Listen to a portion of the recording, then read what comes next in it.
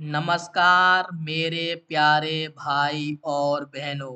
मैं आपके लिए न्यूमेरिकल सीरीज लेके आया हूँ। ये सीरीज उन बच्चों के लिए है जिन बच्चों को न्यूमेरिकल में डर लगता है। आप ये सीरीज फॉलो करो। डेफिनेटली न्यूमेरिकल के प्रति आपका डर फिनिश होगा। जय हिंद, जय Bharat. Let's read the first question together. Which observation best supports the idea that sound is a mechanical wave? Option 1. Sound shows reflection. Option 2. Sound needs a medium to propagate. Option 3. Sound has frequency. And option 4. Sound carries energy. अब यहाँ आप थोड़ी देर pause लीजिए. So, the crucial point is, इसका logic क्या है? इन 4 options में से वो कौन सा एक ऑब्जर्वेशन है जो साउंड को एकदम परफेक्टली डिफाइन करता है? हमें ये सोचना होगा कि एक मैकेनिकल वेव का एक्चुअल मीनिंग क्या होता है। देखिए, अगर हम बात करें एक मैकेनिकल वेव की, तो उस वेव का बेसिक नेचर ही यही है कि उसको प्रोपगेट होने के लिए स्ट्रिक्टली एक फिजिकल मीडियम की ज़रूरत होती है। ये किसी भी वैक्यूम के अंदर से ट्रैवल नहीं कर सकती, क्योंकि बिना मीडियम के उनका प्रोपगेट होना लिटरली इम्पॉसिबल है। इसीलिए ऑप्शन 2 बिल्कुल स्पॉट ऑन आंसर है। Sound needs a medium to propagate. Section 2 frequency and wave properties. आइए अब इन वेव्स के थोड़ा और डीप चलते हैं और इस पिच चेंज वाले लॉजिक को डीकोड करते हैं। Here is our second source question. Let's read it out loud. For a sound wave propagating in a medium, increasing its frequency will increase its. यहाँ पर 2 specific words पर पूरा focus रखिएगा, propagating and frequency. Basically सवाल ये है कि अगर एक साउंड वेव किसी मीडियम में लगातार प्रोपगेट कर रही है और हमने उसकी फ्रीक्वेंसी को अचानक से बढ़ा दिया, तो wavelength, speed, number of compressions पर सेकंड और टाइम पीरियड में से कौन सी चीज डायरेक्टली इंक्रीज हो जाएगी। Now what's really interesting about this slide is कि इसका आंसर फ्रीक्वेंसी की बेसिक डेफिनेशन में ही छिपा है। फ्रीक्वेंसी का लिटरल मतलब ही यही होता है कि 1 सेकंड के अंदर कितने कंप्रेशंस एक स्पेसिफिक पॉइंट से क्रॉस हो रहे हैं। जब आप फ्रीक्वेंसी बढ़ाते हैं तो एक्चुअली आप उन कंप्रेशंस के काउंट को ही पर सेकंड बढ़ा रहे होते हैं। So clearly option 3 is the definitive answer. Alright, time for some math. Section 3, Calculating Wave Frequency. अब अपनी theories को numbers में convert करने का time आ गया है. Let's look at the problem statement.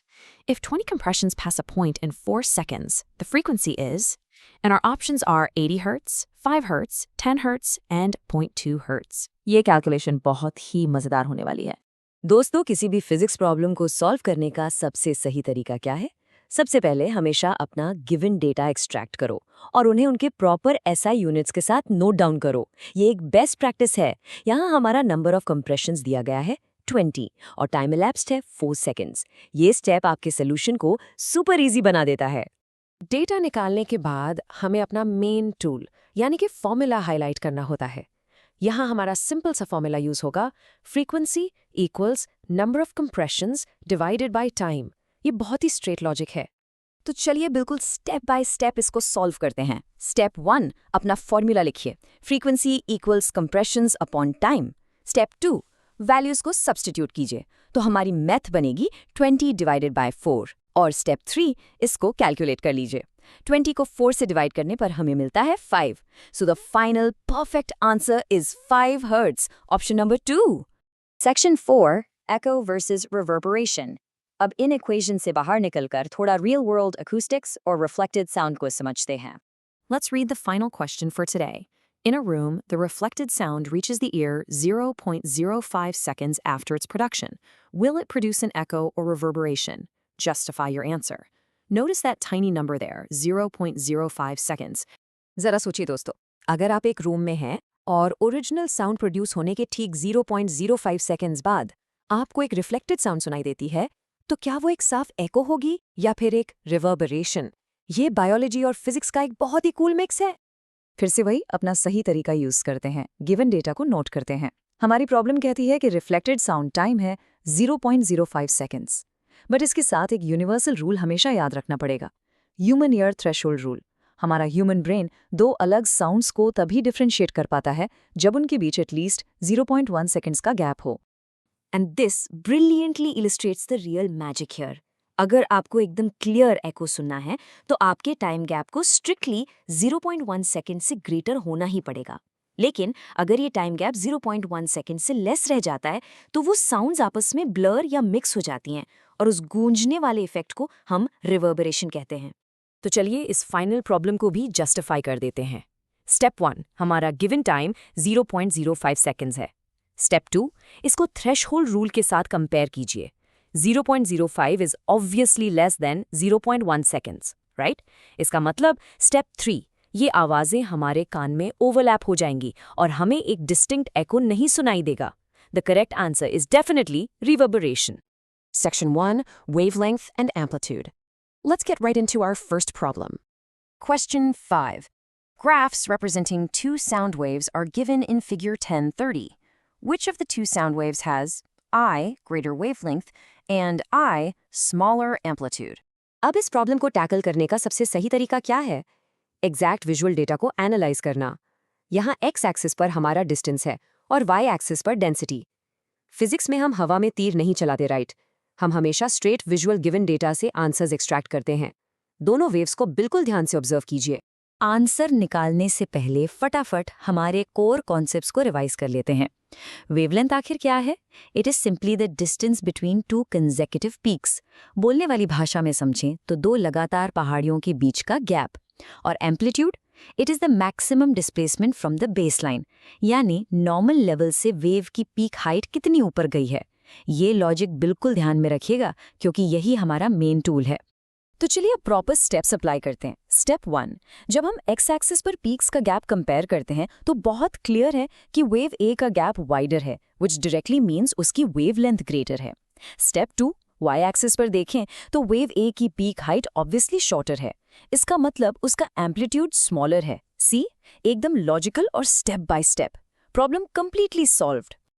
Moving on to Section 2, Frequency of Sound Waves. Question 6.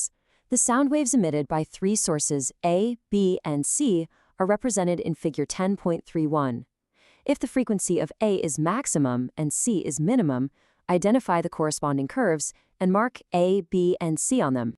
Okay, किसी भी फिजिक्स क्वेश्चन को सॉल्व करने का सबसे बड़ा गोल्डन रूल क्या है? सबसे पहले अपना गिवन डेटा नोट डाउन करो। या हमें क्लियर इन्फॉर्मेशन मिली है, सोर्स ए की फ्रीक्वेंसी मैक्सिमम है, सोर्स सी की फ्रीक्वेंसी मिनिमम है, तो बाय डिफॉल्ट सोर्स बी की फ्रीक्वेंसी इनके बीच की यानी इंटरमीडिएट होगी। और याद रखिए, फ्रीक्वेंसी की ऐसा यूनिट हमेशा हर्ट्स होती है। बस अब इस सॉलिड डेटा के साथ हम ग्राफ एनालाइज करेंगे। अब है फॉर्मूला लॉजिक को विजुअली अप्लाई करने का टाइम आ गया है। फ्रीक्वेंसी का बेसिक मतलब क्या होता है? Number of complete wave cycles पर गिवन डिस्टेंस। तो यहाँ हमें बस ये काउंट करना है कि दिए गए डिस्टेंस में कौन सी कलर्ड वेव सबसे ज्यादा बार ऊपर नीचे कंप्लीट साइकिल बना रही है। जिसके साइकिल सबसे ज्यादा उसकी फ्रीक्वेंसी उतनी ही मैक्सिमम होगी। Let's count them. चलिए एक एक करके साइकिल्स काउंट करते हैं। स्टेप 1, ग्रीन कर्व में सेम डिस्टेंस के अंदर सबसे ज्यादा साइकिल्स हैं, सो ये मैक्सिमम फ्रीक्वेंसी है, मीनिंग ये सोर्स ए है। स्टेप 2, ब्लू कर्व में सबसे कम साइकिल्स हैं, which makes it the minimum frequency, so that represents source C. And finally, step 3, red curve completely intermediate है, तो elimination से वो source B बन जाता है। ये visual matching process absolutely foolproof है। Alright, Section 3, Graphing Density, Amplitude. Question 7. Draw a graph to represent a sound wave for which the density amplitude is 3 units and wavelength is 4 centimeters. वापस से अपनी वही trusted formula approach apply करते हैं। Given data क्या है हमारे पास?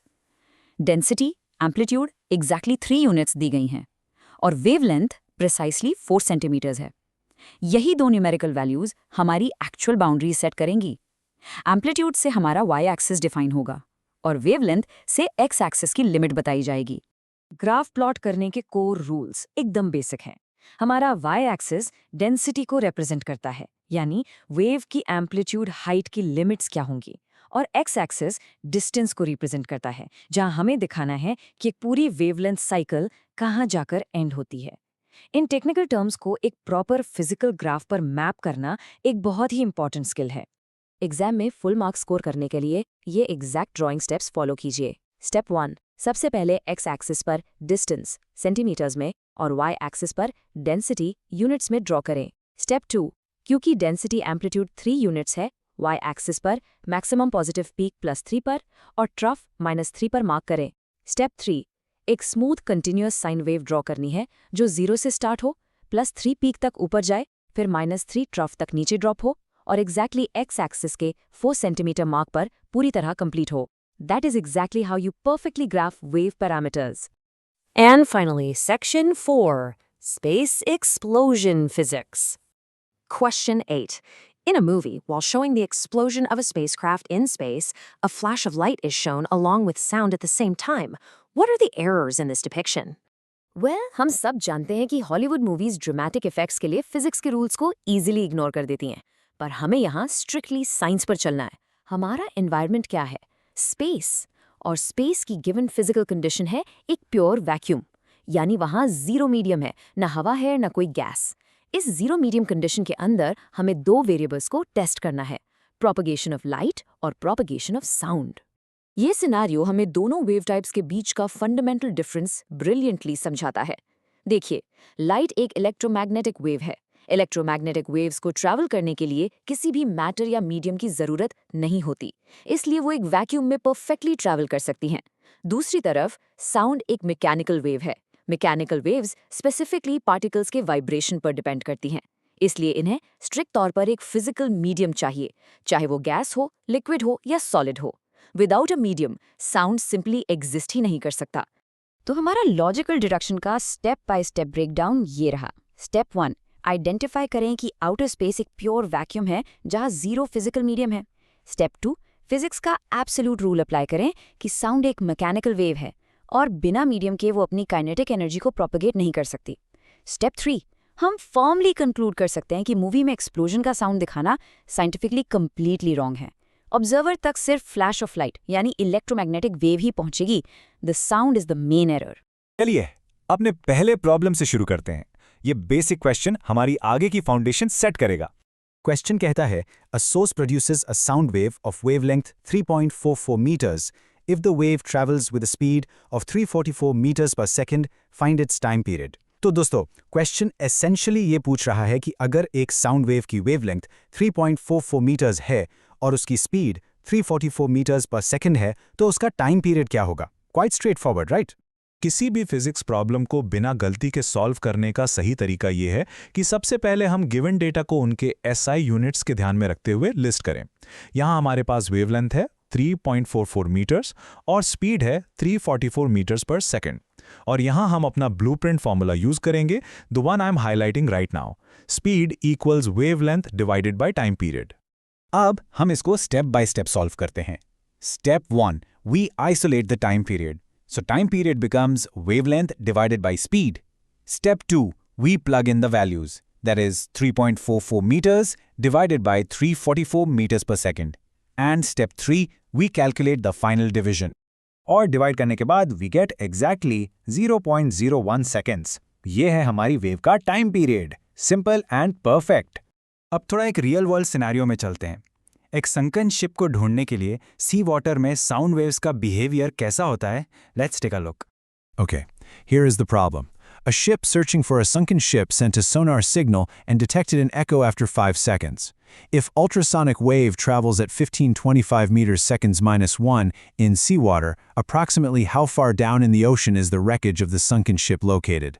यहाँ पर ध्यान दीजिए दो इंपॉर्टेंट टर्म्स पर, echo और ultrasonic wave. शिप ने सिग्नल भेजा और exactly 5 seconds बाद echo वापस आई। So the crucial point here is this double distance logic, क्योंकि साउंड वेव को शिप से wreckage तक नीचे जाने और वापस ऊपर आने में डबल डिस्टेंस कवर करना पड़ता है। इसीलिए टोटल डिस्टेंस निकालने के बाद हमें उसको हाफ करना होता है एक्चुअल डेप्थ निकालने के लिए। ऑनेस्टली ये किसी भी एको प्रॉब्लम का सबसे इंपॉर्टेंट रूल है। इस प्रॉब्लम को सॉल्व करने का सही तरीका देखते हैं। Step 1, we first find the total distance. Speed of the ultrasonic wave is 10525 meters per second multiplied by the time, which is 5 seconds. That gives us 7625 meters. Step 2, now to find the depth, we divide the total distance by 2. Step 3, that means 7625 meters divided by 2. और हमारा final answer आता है 3812.5 meters. जरा सोचिए इस बारे में। That is almost 4 kilometres deep. ये लिटरली दिखाता है कि ओशन का स्केल कितना मैसिव है और सोनार कितना पावरफुल टूल है। जस्ट इमेजिन एक कार का पार्किंग सिनेरियो। जब आप अपनी कार रिवर्स करते हैं और वो वार्निंग बीप बीप साउंड आती है, तब पीछे एग्जैक्टली क्या फिजिक्स चल रही होती है? Let's decode that. The question says a vehicle is fitted with an ultrasonic distance sensor.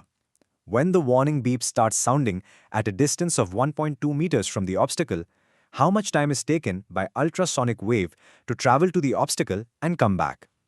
Assume the speed of ultrasonic wave in air to be 345 meters SN1. दोस्तों, यहाँ क्वेश्चन में एक छोटी सी डिटेल मेंशन की थी अबाउट अ 40 किलोहर्ट्ज फ्रीक्वेंसी। इसको देखकर confuse मत होना, इट्स जस्ट अ डिस्ट्रैक्टर। हमारे कैलकुलेशन के लिए हमें इस फ्रीक्वेंसी की लिटरली कोई ज़रूरत नहीं है। So let's list the given data again. Distance to obstacle is 1.2 meters और speed in air is 345 meters per second. और यहाँ हमारा फॉर्मूला हाईलाइट होता है total time equals 2 multiplied by distance divided by speed. फिर से वही echo वाला double distance rule apply होगा, right? क्योंकि sound को obstacle तक जाना है और वापस भी आना है। Step 1. We calculate the total round-trip distance, which is 2 multiplied by 1.2 meters, giving us 2.4 meters. Step 2, we use the formula time equals total distance divided by speed. Step 3, we plug in the values. Time equals 2.4 meters divided by 345 meters per second. Calculate करने पर हमें मिलता है 0.00695 seconds. Notice किया आपने? ये time fraction incredibly छोटा है। ये हमें बताता है कि ऑटोमोटिव सेंसर्स को डेटा प्रोसेस करने में कितना फास्ट होना पड़ता है ताकि हमारी गाड़ी पार्क होते वक्त किसी चीज से ना टकराए। अब हम आते हैं अपने फाइनल और थोड़े से कॉम्प्लेक्स प्रॉब्लम पर। यहाँ हम समझेंगे कि environmental changes, specially temperature, sound की वेलोसिटी को कैसे अफेक्ट करते हैं। Question 12 says, the speed of sound in air is about 331 meters second at 0 degrees Celsius and nearly 344 meters second at 22 degrees Celsius. Roughly how much extra time will the sound of thunder take to travel a distance of 1720 meters if the air temperature changes from 22 degrees Celsius to 0 degrees Celsius? यह question specifically dole scenarios को highlight करता है। Summer conditions, जहाँ air temperature 22 degrees Celsius है, वहाँ sound to speed 344 meters per second है। और winter conditions, जहाँ air temperature 0 degrees Celsius है, वहाँ sound की speed slow होकर 331 meters per second हो जाती है। ये clear comparison हमें बताता है कि cold air sound wave को slow down कर देती है। अगर हम एक डिस्टेंस ऑफ 1720 मीटर्स कंसिडर करें तो पहला बार दिखाता है कि 22 डिग्री सेल्सियस पर थंडर को ट्रैवल करने में एग्जैक्टली 5.0 सेकेंड्स लगते हैं। लेकिन दूसरा बार दिखाता है कि 0 डिग्री सेल्सियस पर लोअर स्पीड की वजह से थोड़ा ज़्यादा टाइम लगता है, which is around 5.2 seconds. Simple logic है, slower speed means more travel time. चलिए इसका डुअल कैलकुलेशन करते हैं, which is absolutely the right way to solve this. Step 1, the time at 22 degrees Celsius will be distance 1720 divided by speed 344, which is exactly 5 seconds. Step 2, the time at 0 degrees Celsius will be 1720 divided by 331, which comes to approximately 5.196 seconds. Step 3, because the question asks how much extra time, we subtract the faster time from the slower time. 5.196 seconds minus 5 seconds. और difference निकालने पर हमारा final extra time आता है approximately 0.196 seconds. And just like that हमारा maths portion यहाँ wrap up होता है। हेलो एवरीवन, और आज हम मास्टर करने वाले हैं साउंड वेव्स के न्यूमेरिकल्स। अगर फिजिक्स के न्यूमेरिकल प्रॉब्लम से थोड़ा डर लगता है तो रिलैक्स, वी गॉट दिस।